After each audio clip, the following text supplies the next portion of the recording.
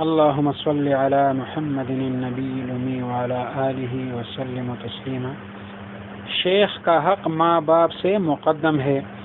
حضرت علی رضی اللہ تعالیٰ عنہ کا ارشاد ہے، جس نے مجھے ایک حرف بھی بتایا میں اس کا غلام ہوں، چاہے وہ مجھے بیچے یا آزاد کر دے یا غلام بنائے رکھے۔ شرح طریقہ محمدیہ میں مذکور ہے کہ شیخ کا حق ادا کرنے کو ماں باپ کا حکم ادا کرنے پر مقدم جانیں۔ تعلیم المتعلم میں ہے کہ پیر کی تعظیم میں یہ بھی داخل ہے کہ اس کی اولاد اور متعلقین کی بھی توقیر کرے یعنی عزت کرے۔ علم و معرفت کے زوال کا سبب معلم یعنی شیخ کے حقوق کی رعایت نہ کرنا بھی ہے۔ ابو داود میں ہے کہ حضرت صلی اللہ علیہ وسلم نے فرمایا، بوڑھے مسلمان، عالم، حافظ قرآن، بادشاہ عادل اور شیخ کی عزت کرنا تعظیم خداوندی میں شامل ہے۔ یہ حدیث شریف کا مفہوم ہے۔ حضرت ثابت بنانی رحمۃ اللہ علیہ، جو حضرت انس رضی اللہ تعالیٰ عنہ کے مرید اور تابعی ہے، یہ جب حضرت انس رضی اللہ تعالیٰ عنہ کی خدمت میں جاتے تو ان کے ہاتھوں کو بوسہ دیتے، اس لیے حضرت انس رضی اللہ تعالیٰ عنہ اپنی لونڈی سے کہا کرتے تھے کہ ذرا میرے ہاتھوں کو خوشبو لگا دے، وہ آئے گا تو بے ہاتھ چومے نہ مانے گا۔ حماد بن سلیمان، حضرت امام ابو حنیفہ رحمۃ اللہ علیہ کے شیخ کی ہمشیرہ عاتقہ کہتی ہے کہ امام ابو حنیفہ رحمۃ اللہ علیہ ہمارے گھر کی روئی دھنتے تھے، دودھ دھوتے اور سودا سلف خرید کر لاتے تھے اور اسی طرح بہت سے کام کرتے تھے۔ فائدہ میں حضرت رحمۃ اللہ علیہ فرماتے ہیں، اسی لیے اللہ تعالیٰ نے ان کو بہت اونچا کیا۔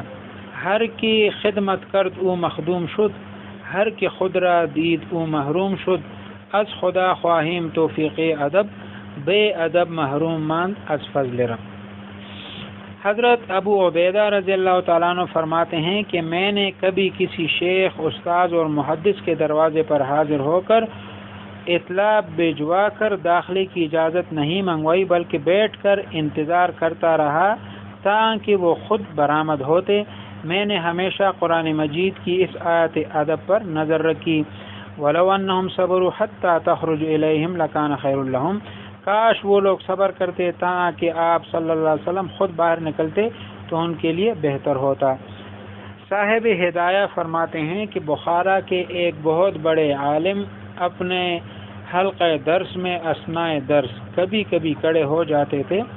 جب اس کا سبب دریافت کیا گیا تو فرمایا کہ میرے شیخ و مربی کا لڑکا گلی میں بچوں کے ساتھ کھیل رہا ہے، کھیلتے کھیلتے وہ کبھی کبھی مسجد کے دروازے کے پاس بھی آ جاتا ہے تو میں اس کے لیے برائے تعظیم کھڑا ہو جاتا ہوں۔ فائدہ، سبحان اللہ، اس کا نام شیخ کا ادب ہے۔ سکندر سے کسی نے پوچھا کہ آپ شیخ ارسطو کو باپ پر کیوں ترجیح دیتے ہیں؟ جواب دیا، اس لیے کہ باپ تو مجھے آسمان سے زمین پر لایا اور میرا شیخ مجھے زمین سے آسمان پر لے گیا ہے۔ نیز باپ سبب حیات فانی ہے اور شیخ موجب حیات جاویدانی ہے۔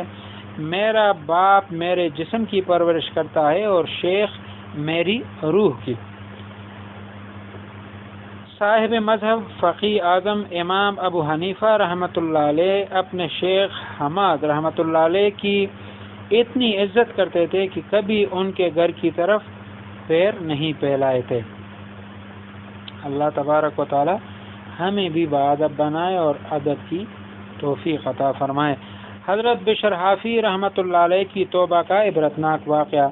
بشر حافی رحمۃ اللہ علیہ کے شراب کے کئی کارخانے تھے، یہ شراب بناتے تھے، پیتے تھے، پلاتے تھے، سپلائی کرتے تھے۔ حق تعالیٰ کی رحمت ان کی طرف متوجہ ہوئی۔ ایک دن شراب کے کارخانے سے گھر جا رہے تھے، راستے میں کاغذ کا ایک پرزہ ملا جس پر بسم اللہ الرحمن الرحیم لکھا ہوا تھا۔ دل میں خیال آیا کہ یہ تو میرے رب کے مبارک نام کی بے ادبی ہو رہی ہے۔ اس گندی جگہ سے اس کاغذ کو اٹھایا، پاک کیا اور پھر خشک کر کے بازار سے 1 روپے کی خوشبو خرید کر اس پر لگائی۔ اس کو چوم کر اپنے گھر میں احترام کے ساتھ کسی اونچی جگہ پر رکھ لیا۔ حق تعالیٰ کو یہ ادا پسند آئی اور غیب سے آواز آئی کہ اے بشر تو نے میرے نام کو خوشبودار کر دیا، اس کے بدلے میں نے تمہارے جسم کو خوشبودار کر دیا اور تجھے ولایت دے دی۔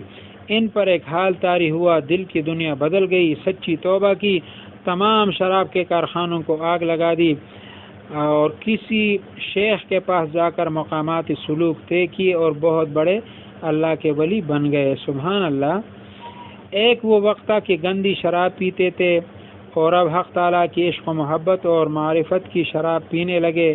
یہ صاحب حال تھے اور جوتے نہیں پہنتے تھے، ننگے پاؤں پھرا کرتے تھے۔ کسی نے پوچھا کہ آپ ایسا کیوں کرتے ہیں تو فرمایا وَالْأَرْضَ فَرَشْنَاهَا فَنِعْمَ الْمَاهِدُونَ، زمین اللہ کا فرش ہے، اس پر جوتوں کے ساتھ کرنا بے ادبی ہے۔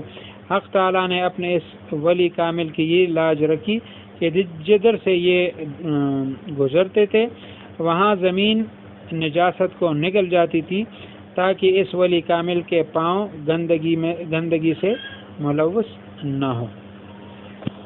سبحان اللہ۔ اللہم صلی اللہ علیہ وسلم۔